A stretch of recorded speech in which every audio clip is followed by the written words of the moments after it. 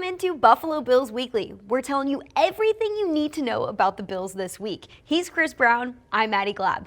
Bills head coach Sean McDermott hit a meaningful milestone in Week 4, earning 90 career wins. One of his best talents is his ability to develop players. It's the reason why he got to 90 wins so early in his career with Buffalo. Yeah, and I will say this, just having been here long enough to know, this is the best player development staff since Marv Levy's staff, in the late 80s and early 90s. And you say, well, what does player development do? Well, you have talent that you bring in, and then that talent gets here and gets better. And if you have that across the board, it raises the collective performance of your team. That leads to wins, and it's why Sean McDermott's one of only 5 coaches in the history of the league to have 5 straight seasons with at least 11 victories. 2 of the other guys are in the Hall of Fame already. It's Tom Landry, Tony Dungy. 2 more are headed there, Andy Reid and Bill Belichick. McDermott's the 5th guy, and he's probably going to get another 11 wins this year for a 6th straight season. Good company to be in. Over his 9 years in Buffalo, we've seen time and time again, different players have to step into starting roles, whether it be a rookie, whether it be a 7th rounder, a 6th rounder, and they've all excelled in those opportunities. Speaking of young players, we saw 2 young defensive players take a step forward in their development in Week 4. Defensive tackle Deon Walker and safety Cole Bishop played meaningful snaps against the Saints. Walker had 2 TFLs and was big in stopping the run. Bishop had his first career interception, a one-handed interception on 3rd and goal. How have we seen the 2 develop in Buffalo's defense? Well, I think what we see is the best way to develop is to play. You cannot beat live reps when you're trying to advance your game in the NFL. And Deon Walker, just looking from Week 1 to now, through his first month of the season, is already flashing more and more within the scope of games.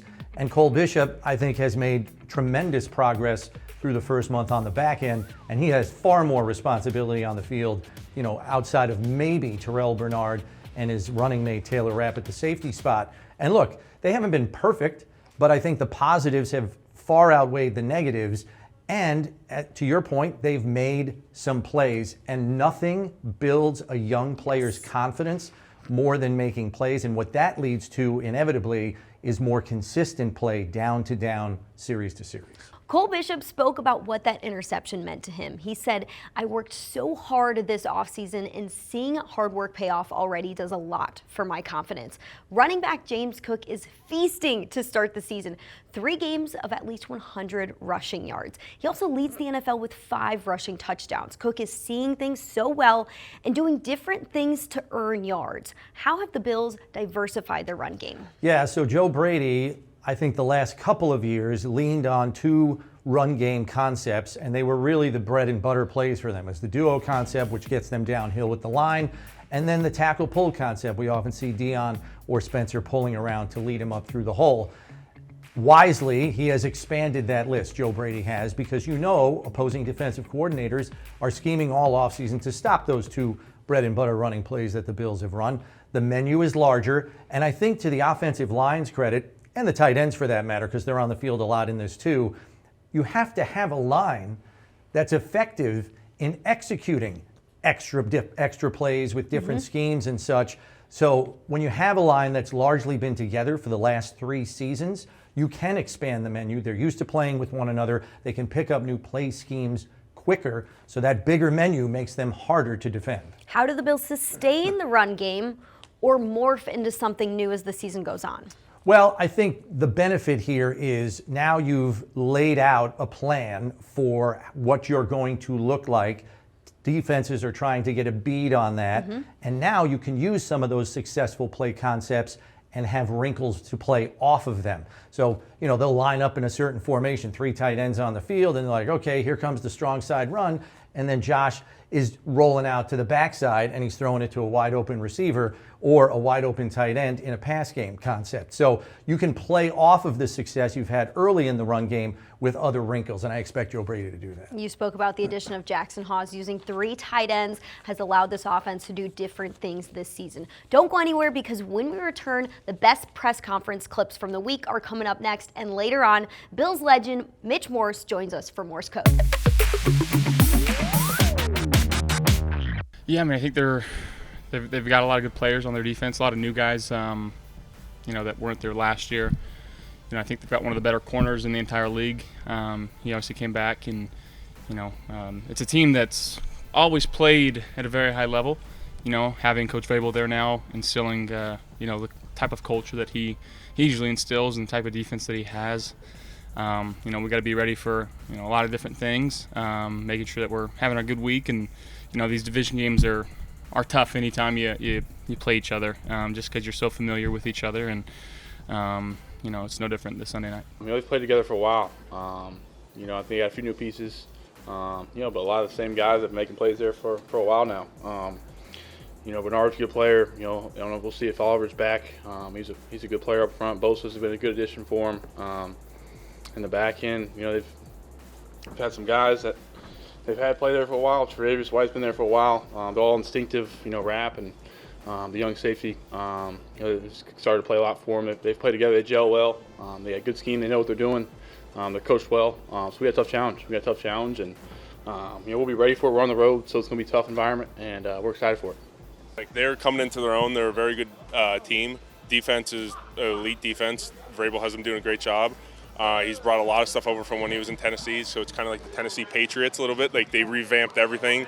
They brought in a lot of guys, and they're all just fundamentally sound. They do their job. They're always in the right place, so it's going to be a challenge for us, but I think we're up to that. Obviously, it was hard for me. It was a difficult time, obviously. I spent so much time there. I built a lot of bonds, a lot of friendships, so it's obviously going to be hard and emotional. So for me, I look forward to going back, seeing those guys.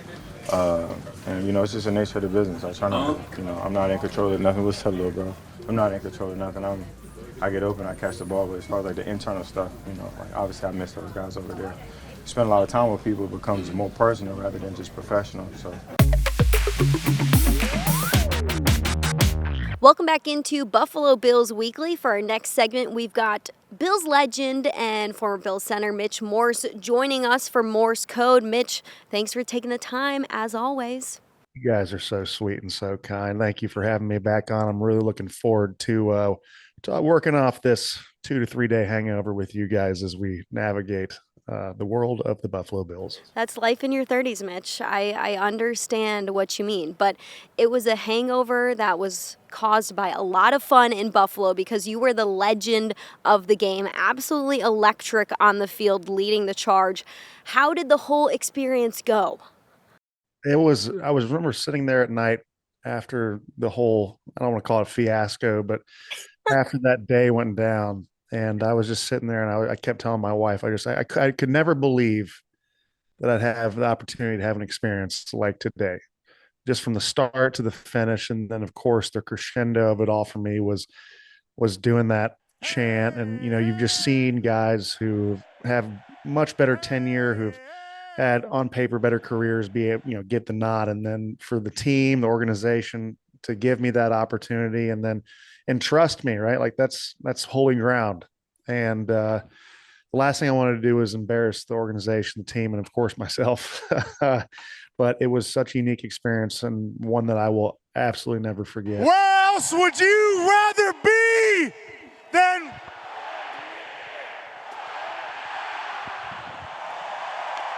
Well, let's dive into Buffalo's win against the Saints. They put up at least 30 points again, beat the Saints by 12 points. As you look back at the game, what were your biggest takeaways? I thought it was a great opportunity for that team to experience a little bit of discomfort and a little bit of just kind of, the tide not going their way early. Oh, I mean, not so much early. They scored right off the jump and then just kind of had, it was the first time they've given up multiple sacks in 2 years. The ground game was going great, but then, Josh had his first turnover. And what did it show? It showed something I've said 1,000 times, I feel like, in the last 4 weeks, which is the competitive maturity of this team is unmatched to any team that I've seen in the past decade for the Buffalo Bills. So just to see the continuation of that, and I assume it wasn't the most fun film, but what Sean said after the game, which I thought was very apt and true, is that wins are hard to come by. Mm-hmm. And it's hard to see that as a fan, but as a player, you're cognizant of it and it's ever present. So, it's like every other week, dude. It's one of those coach speak things, like you live and you learn, but you won. And so enjoy that moment and then come in Monday and correct the correctables. James Cook goes over 100 rushing yards again. This is his third straight game doing so. Cook is seeing things so well. He patiently waits for holes to open up by his offensive line. What communication between the offensive line and running backs happen to allow somebody like James Cook to go off the way he has to start the season? Yeah, man, it's a great question. And I think it starts early in training camp. You know, you're saturated with meeting times and information, but you stick with it over and over again, repetition, meticulous repetition. And what the Bills do so well, especially when installing the run game, and this kind of became under Aaron Cromer's tutelage, is that it's pretty much the whole dang offense. The receivers are in for a little bit, then they dip out, and then it's the tight ends, running backs, and the offensive line. And we talked to each position, and each position's coach, goes through what's important, what we're seeing on this, and where the running back's hitting it. And I think for the most part, the people who benefit from it the most are the tight ends. Mm-hmm. They see what exactly their job is from the offensive line coach, and then their tight ends coach can make those little adjustments. But then the running back knows exactly where the offensive line's point of attack is, and then the offensive line hears where the running back's read is, what defensive lineman it is, what's his second read, what's his third read. So just everyone kind of being on the same page and doing that over and over again, everyone trusting that each person knows what their specific job is, and you're not second guessing what the running back's doing or second guessing what the offensive line is going to do. It's a beautiful thing, and I think it's really James Cook is really reaping the benefit of that. Through 4 games, what have you learned about the Bills to start the 2025 season? What if I learned? They don't play enough 1:00 games. That's what I've learned. That's what I learned. No, but truly, I think it's a team that really enjoys playing football with each other. I said it in front of the team, which was, Sean kind of sprung it on me 20 seconds before I was there. It scared. No, it was horrifying because the last thing you want to do on a Friday is hear from old schmuck that's keeping you away from your family. So short and sweet. The thing that I said was just like, enjoy every win. And a win can be defined as, of course, the game, but it could be defined as a good block, a good catch, a good pass deflection, a tackle for loss, all this stuff. Like, because football is hard. Yeah. It is hard. Doing your job is hard. So when you're able to do it, feed into each other, because then energy breeds execution, all that coaches speak jargon, but it's the truth. And this team enjoys playing football with each other. They enjoy picking each other up when it might not be going well. And you can see that when you're pushing a close game against New Orleans Saints late in the third, fourth quarter. And then you start executing, and then you have the score it is. So it's just fun to watch these guys enjoy playing football. Well, it was fun to watch you in the stadium on Sunday, just having the time of your life, Mitch. Thanks for coming on to break down the latest edition of Morse Code. We appreciate it. Thank you, Maddy. Glab. I appreciate you. All right, stay tuned, because coming up next, a bunch of stadium updates are coming your way.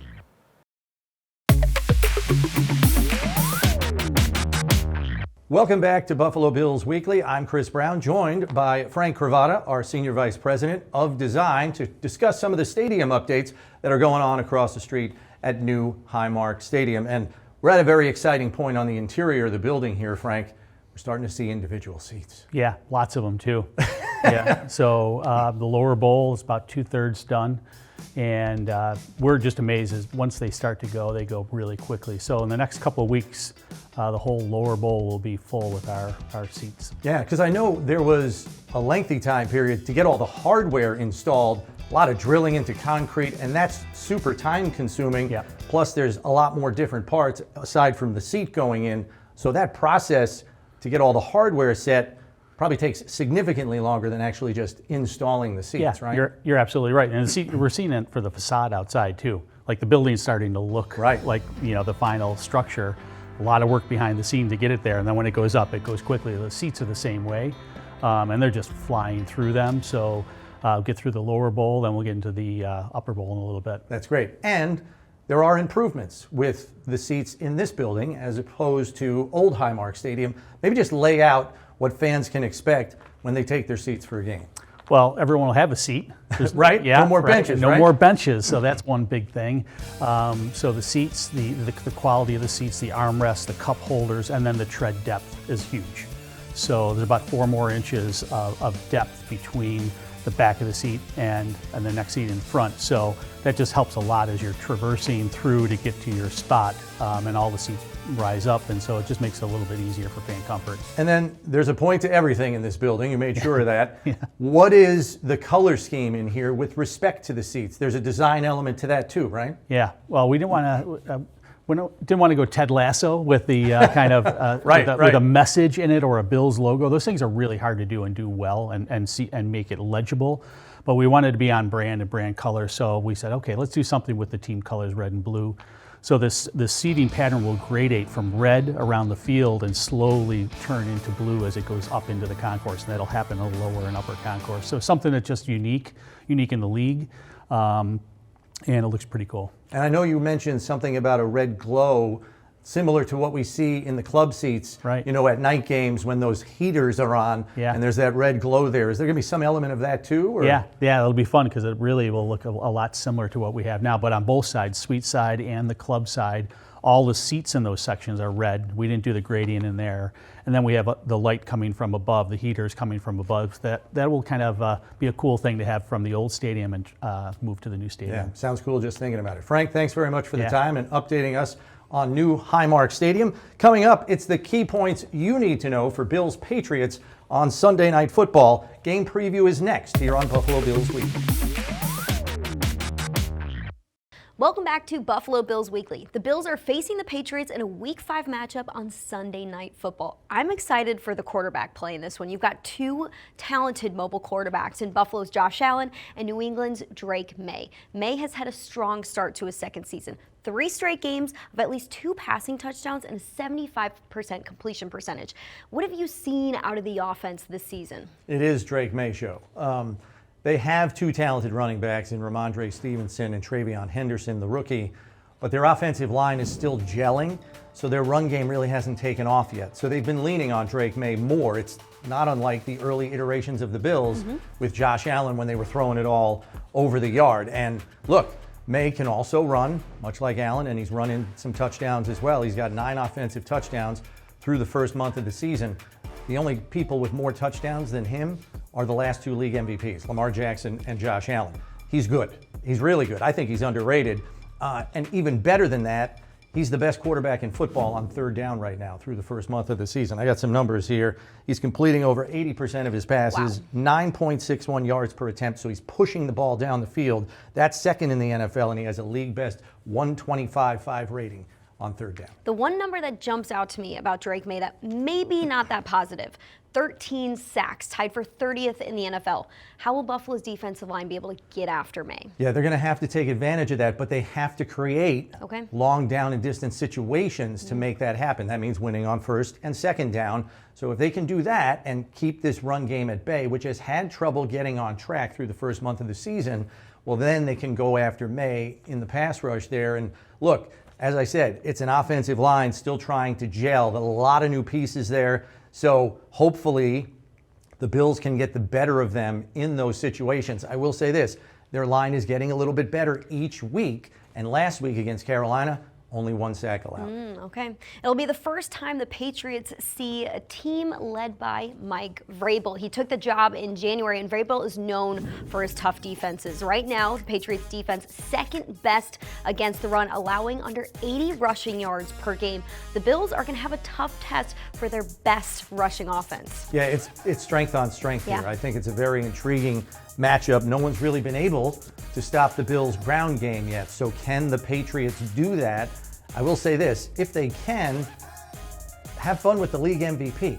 That's what makes this Bills offense so great. They have a running game that they can lean on each and every week.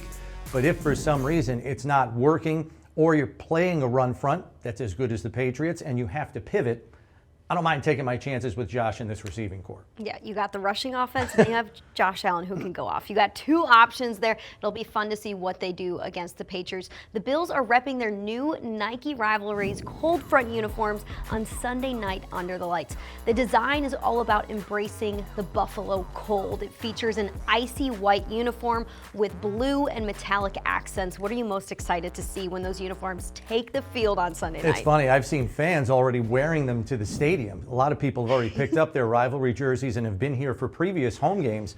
they look sharp. So those things are going to pop on television. It's just a shame we're going to have like a 77-degree day. Right? It's not going to be cold at all here. I mean, it might dip into the 50s because it's a night game, but there's no snow in the forecast in early October. I absolutely love the metallic buffaloes on the side and the metallic stripe down the middle of the helmets. I can't wait to see what they look like against the Patriots. I feel like it's a good uniform combo between the two teams this week. We also want to say, don't forget to wear your white on Sunday because it's a whiteout at Highmark Stadium. Like Chris said, we are bringing winter to Buffalo just a few months early, so wear white head to toe to help cheer on your Buffalo Bills. We want to thank you for tuning in to Buffalo Bills Weekly. For Chris Brown, I'm Maddy Glab. We'll see you next week.